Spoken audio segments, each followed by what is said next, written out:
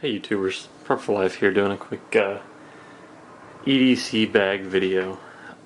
Now, I have done a couple EDC bag videos in the past, but on this one I'm going to try to be a little bit more detailed and explain to you exactly what I keep in my bag, why I keep it in my bag, and how I classify this bag. Now, just to get right off the top, I don't consider this to be a bug out bag by any means. Now, that being said, I have kind of, sort of, created it to also be a get-home bag. Not necessarily for long distances. I'm never typically more than 20 miles from my house. I live about 25 miles from Dallas, and Dallas is usually the farthest I get away from home, unless I'm on a road trip. And if I'm doing that, that's a whole nother video, because I add a whole bunch of different stuff in my car to be prepared for that kind of situation. But if my car were to break down in the middle of nowhere, which drive 5 miles in any direction where I live, and you will be in the middle of nowhere, this is just kind of a bag that I can toss on my back and make sure people see me and get home safely. That's really all I've designed it for. I keep a lot of things that I want to keep with me every day, and I'll go over those, but I don't necessarily want to keep them in my pockets just because they may be bulky or something like that. So I'll go ahead and get started and explain a few things here and there on the way. So on the front, first of all, this is a Maxpedition Falcon II bag. I'm not going to go into the bag, the dimensions, anything like that. There's plenty of reviews on this bag. All I'm going to say is that I've used it for the last week or so.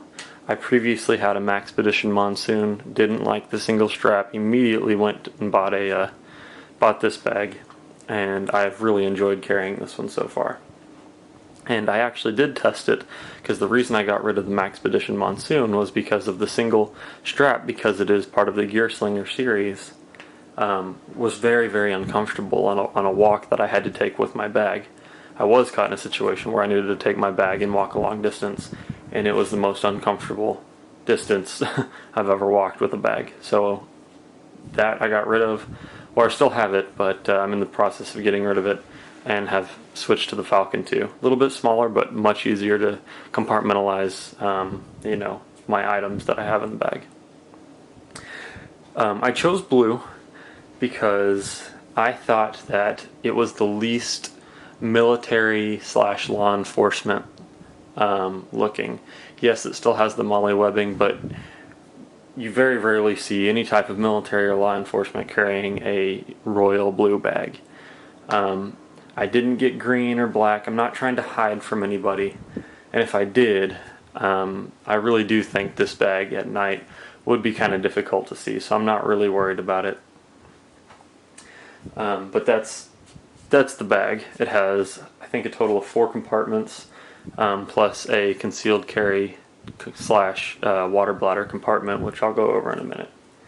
But on the front, we'll go over the outside of the bag first, and then we'll work our way in. And this may actually have to be split up into several videos just because of the length. We do have a climbing carabiner. It is a real climbing carabiner. I wanted to make sure that whichever carabiner I had on my bag was strong enough to hold whatever I needed it to, whether that be me, my bag, me and my bag. I don't know exactly what I'll use it for, but if I needed to clip my bag to something or clip 2 things together, I wanted to make sure that I could do it safely and securely, and I really like the climbing carabiners because they have these locks that spin up and down, which keep them from opening. So that's why I chose that. Also on the front, I've recently purchased a night eyes reflector because I'm trying to do a little bit more bike riding, and I'm trying to start riding to work more often, just to kind of help save on gas mileage and try to go a little bit greener. But it's very reflective. It's pretty big. It's about 7 inches, 6.5, 7 inches long. Very reflective, but even if I was caught in a situation at night where I needed to walk on the highway or the side of the road and I was worried about not being seen, it has a cool feature where you can push the power button and it turns on green, and it actually can be seen from quite a distance. So sorry about that. So this is what it looks like with the lights off. I mean, you can tell that'll definitely stand out at night. And it also, if you press it again, it flashes as kind of an attention getter. So I really like that. Haven't gotten to use it much. I just purchased it a few days ago, but the idea seems to be working pretty well. Underneath the compression strap on the right hand side of the bag, or left hand side of the bag, excuse me, I have a little pouch here. In this pouch I have a safety line cutter for seat belts, cord, anything like that, and I hadn't tested it until probably 20 minutes ago, and that thing eats paracord like butter. I was really expecting to get more resistance from it, but man, you just stick the paracord in it and with 2 fingers you can pull, it goes right through it like no problem. I was really hesitant because I've seen a lot of crappy ones that, you know, you have to tug and tug and tug, and sometimes it doesn't even cut. And the reason I want to carry that is because I am in the EMS field, and I want to be able to have a cutter with me for seat belts in my car just for personal security. And I wanted to test it, and I was very, very impressed on how well it did. So kudos to Gerber for their excellent design on that. I don't have anything else on the bag, but we'll start back here first and knock out the stuff that a lot of people want to see. So on the back here, you've got the 2 straps and then the waist strap, but you also have this little compartment right here. In this compartment I keep zip tie, but as you can probably tell, this is not your ordinary zip tie. This is actually a zip tie for securing or apprehending a person. Just take these off. I put these on just to kind of make it a little bit smaller, but you take it off and you stick each side in its appropriate loop, and you slap those on, and I'm sure you've seen it on cops or whatever, and just tighten it up. I've heard a lot of people say they keep zip ties in their bag for security reasons, and I figured, well, why use a zip tie when you can just go to the Army Navy store and buy a real one, 50 cents. So that's what I did. Just picked a couple of those up. I have 3 or 4 of them, and I just keep one in my bag, just in case. You can never be too prepared. In this pouch I also keep a Springfield XD9. Make sure y'all can see that. It is loaded, so I'll go ahead and unload it real quick. With 145 grain Golden Saber hollow points. So you got nothing in the chamber there. Pretty nice gun, pretty heavy. I chose it because of the magazine capacity. 13 rounds plus 1 in the chamber, so we're looking at a total of 14 rounds. Can't beat that. Plus I keep 2 spare magazines in here.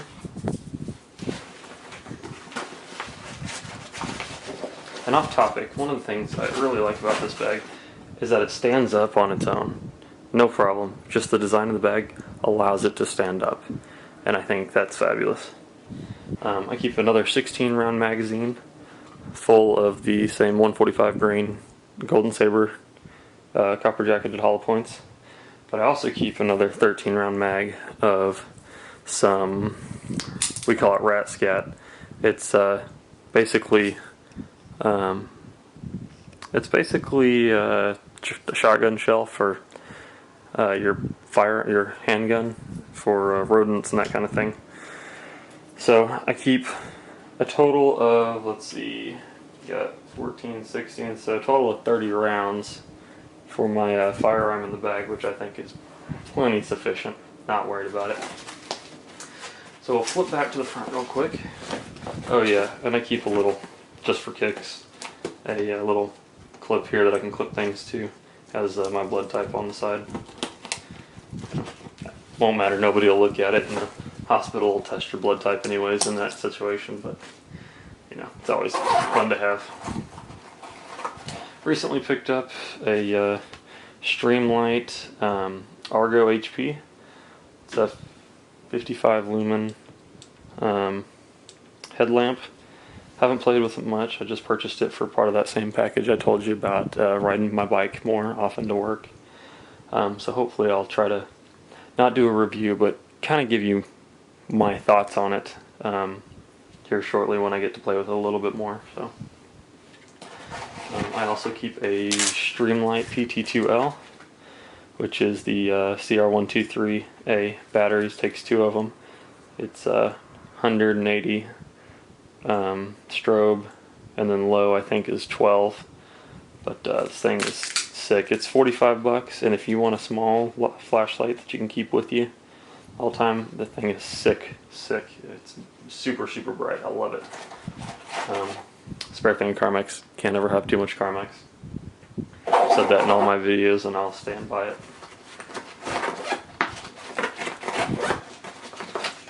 Okay, in the front, got a pocket organizer. Got a pencil on the front. A little bit of lead for the pencil, and then a